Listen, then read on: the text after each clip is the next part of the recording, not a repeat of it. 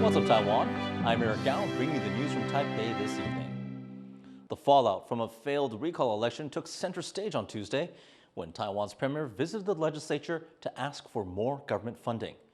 Opposition lawmakers piled on, slamming him over the budget and the cabinet's responsibility in the recalls. Tiffany Wong reports. A heated session at Taiwan's legislature after recall elections over the weekend failed to remove opposition lawmakers. The cabinet now asking for an extra $2.8 billion in funding, including $49 million to pay for 2 days of recall and referendum elections this summer. It's a sensitive subject, especially for those lawmakers who had been facing recall. 纳税人有让你们搞大罢免吗？纳税人有要让你们搞这样斗争吗？然后现在你还可以夸夸其言说，哎，公投跟罢免的钱哈，你们应该要给我们，公投会给你，公投是立法院通过的啊，结果你现在要纳税人钱，帮你付这个大罢免钱，你去跟民进党党部要好不好？你不应该去跟民进党党部要，跟青鸟要啊。罢免是公民所发动的，公投是立法院所发动的。 在行政机关看起来都是一样，而且我认为，如果以人民至上的话，更不应该说立法院发动的您支持，人民发动的您不支持。当然，它是一个公民运动。 The mass recalls have soured tensions between the two main parties, the opposition Kuomintang and the ruling Democratic Progressive Party. Opposition lawmakers called on Premier Zhou Rongcai to take responsibility for the recall movement and an impending cabinet reshuffle. Zhou says more than 5 ministers and deputy ministers will be replaced by the end of the week. But some lawmakers are demanding more. 赖清德总统1年多来，确实欠台湾人民一个道歉。他是党主席，他是总统，但到目前为止没有听到他对罢免完毕之后，他有对罢团说道歉，罢团说对不起。那本席想请教，赖清德总统说不出口道歉，行政院长卓荣泰愿意帮他道歉吗？ 我没有这个任何的权利帮总统道歉。如果行政院任何部分有错误，那我想请教，可以，但是我无法替。Meanwhile, lawmakers from the DPP criticized the opposition parties over cuts to the cabinet's original proposed budget for this year. 114年是审查总预算史上最混乱、删减最多、冻结最严格，这是史上未见的。 The cabinet has repeatedly said those cuts and freezes have caused significant financial difficulties, making it harder for it to carry out its functions and policy goals. Opposition parties say they were getting rid of unnecessary spending and that the additional budget requested does not serve a valid purpose. Regarding the recalls, Zhou himself offered to resign multiple times after the failure of the first wave of votes in July, but he was asked by President Lai Ching-te to stay. Although Zhou is still set to lead the cabinet, his team will look much different after this week, and they'll have the unenviable job of tackling the country's growing political divide head-on. Ryan Wu and Tiffany Wong for TaiwanPlus. Kuomintang lawmaker Luo Ziqiang is stepping up in the opposition party's chair election. He promises to unify the party by rallying around its main pick for the 2028 presidential election. 我想，我们所有的 国民党的同志都要知道一件事情，今天在这个党主席的局面当中，我们其实都应该要担当造王者、造后者。所以，今天我的参选就不是只是国民党主席这个位置，而是我希望能够让国民党走到胜选的方程式，就是 我们下家赖清德唯一的胜选方程式，就是要支持卢秀燕。Current KMT Chair Eric Zhu is set to finish his term in October. He has repeatedly asked Taichung Mayor Lu Shouyan to take his place, but Lu says she will stay with her city through the impact of U.S. tariffs.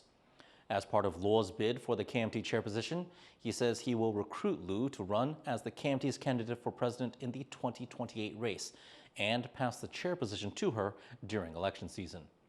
The KMT lost all of the presidential races over the past decade, giving the DPP an unprecedented 3 consecutive terms in office. 2 U.S. senators have begun an Indo-Pacific tour on military security, and that includes a Taiwan stopover. Roger Wicker, the chair of the Senate Armed Services Committee, and Deb Fisher will be heading a delegation throughout the region to discuss national security efforts. Senator Wicker says the trip is meant to reassure U.S. allies of Washington's commitment to stability in the Indo-Pacific. The visit comes as U.S. tariffs have reshaped Washington's relationships with countries across the region. Stops include Hawaii, Guam, Palau, the Philippines, and Taiwan. In a rare move, the American Institute in Taiwan has posted twice on Facebook about recent defense meetings with senior Taiwanese officials. The AIT is the U.S.'s de facto embassy here in Taiwan. One post revealed that AIT Director Raymond Green met with Taiwan's Defense Minister Wellington Koo last Wednesday. The other highlighted Green's Monday meeting with opposition Kuomintang lawmakers. It's rare for the AIT to publicize interactions with senior national security officials. The meetings come after Taiwan's cabinet proposed a defense budget of more than 3% of GDP for next year, and that still needs legislative approval. To find out more about these meetings and what they mean, our reporter Alan Liu spoke with former Pentagon official Tony Hu. The AIT rarely goes public about meetings with Taiwanese officials on defense. Why do you think they did with this one? AIT is trying to highlight to both the ruling party and the opposition party that Taiwan's security is of concern to the United States. So, because there are those in Taiwan who believe the United States just want Taiwan to get into a conflict with China to weaken China, or just spend money to buy U.S. weapons. Obviously, that's very far from the truth. It is not what Taiwan and the United States want. So, to deter the war is a common objective for both Taiwan and the United States. So that deterrence include U.S.-Taiwan Defense Cooperation to build up Taiwan's self-defense capability. And this is something I think AIT is trying to pass to both the ruling party and the opposition party. The AIT also revealed it held a meeting with 5 KMT lawmakers. Does this mean the U.S. is looking to strengthen communication and cooperation with the opposition? Why now? AIT is trying to make sure the people of Taiwan understands that the United States has one common objective as far as defense cooperation, no matter who is the ruling party. Okay, so it doesn't change when KMT is in power or DPP is in power. It doesn't change. It's the same objective. So it's important for the opposition party right now, which is KMT, to also understand and stay informed of U.S. defense cooperation activities with Taiwan. And obviously, I suspect the defense budget was one of the discussion topics. And because many policymakers in the United States got a little bit worried in 2025 with KMT's drastic cut on the budget and the frozen portion of the budget. The new budget would raise defense spending to 3% of GDP. Is Washington likely to see that as enough? And from the U.S. perspective, which parts of Taiwan's defense spending matter most? It's hard to say what is enough for the Trump administration because the target keep moving. But the key is whether it's enough to deter. So instead of looking at which part of Taiwan's defense budget matters most, I suspect the United States will be looking at what gives Taiwan the biggest self-defense capability for the money. Basically, that's what when we say get the biggest bang for the buck. I think this is what the U.S. might be looking at. That was Tony Hu, a former official at the Pentagon. Taiwan's government-run postal service is halting most shipments to the United States because of new U.S. tariff rules.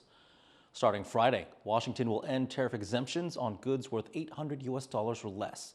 That means every package will now face import charges.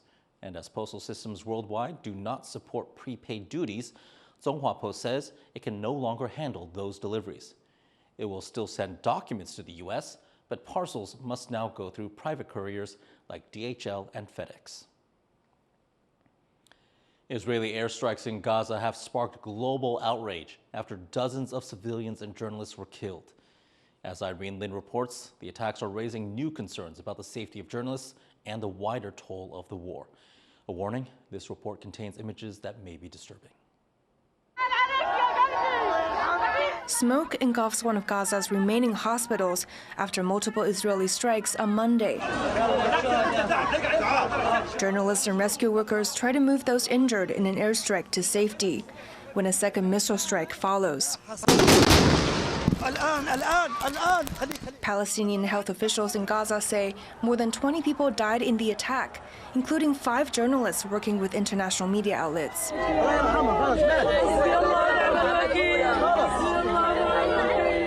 Crowds kneel and cry next to the bodies of relatives and colleagues. Funerals are a common sight in Gaza. Over 62,000 Palestinians have been reported killed, and close to 200 journalists from local and international outlets have died since the war broke out in late 2023, according to U.S.-based nonprofit Committee to Protect Journalists. Israeli Prime Minister Benjamin Netanyahu says the attack was a tragic mishap, and the military says it's investigating, rejecting accusations it was a deliberate attack. We are aware of reports that harm was caused to civilians, including journalists. I would like to be clear from the start. The IDF does not intentionally target civilians. World leaders and humanitarian organizations around the world have condemned the attacks, including neighboring Turkey and Israel's strongest ally, the U.S., which says it's trying to end the war. It's never stopped. We've always looked to find a solution there. Ultimately, as the president said, we want it to end. It has to end with no Hamas. Reporters Without Borders is among the civil groups calling for action to protect journalists on the ground in Gaza. It says the Israeli government has long been using smear campaigns to silence journalists and has grown deadly. There is a unit within the Israel Defense Forces that is tasked with organizing smear campaigns against journalists.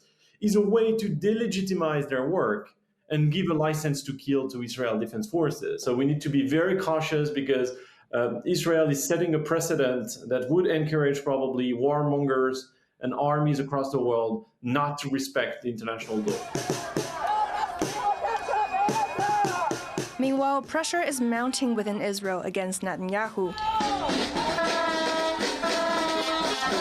as protesters calling for the return of Israeli hostages grow impatient. But Israel's operations haven't stopped. As bombing continues in the Gaza Strip, the world is watching its every move. Dolphin Chen and Irene Lin for TaiwanPlus. Human rights groups are urging Taiwan's government not to repatriate Burmese people to Myanmar, which is run by a military junta. The Taiwan Association for Human Rights, local organizations, and Burmese groups endorsed a letter to the National Immigration Agency. They say sending Burmese people back to a country under martial law would break international human rights rules. The letter says the military's frequent clashes with armed ethnic groups have displaced 3.6 million people, and that the junta also holds 22,000 political prisoners. About 4,000 Burmese nationals live in Taiwan, mostly students. The immigration agency says it offers assistance for Burmese to extend their stays in Taiwan and has not forcefully deported people at risk. Communities in central Vietnam are reeling after a powerful typhoon made landfall on Monday, killing at least 3 people. Authorities say Typhoon Kajiki injured at least 10 others, with some residents calling it the most powerful storm they've seen in decades. Thousands of homes and businesses were damaged or destroyed, and more than 1.6 million people were left without power. The storm also flooded more than 280 square kilometers of rice fields. And thanks for joining us here on What's Up Taiwan. Grab our mobile app to get all our content on your device. Finally, we leave you with images of American sky surfer Sean McCormick as he makes history as the first to sky surf San Francisco's Bay Bridge. I'm Eric Gao. Take care and see you next time.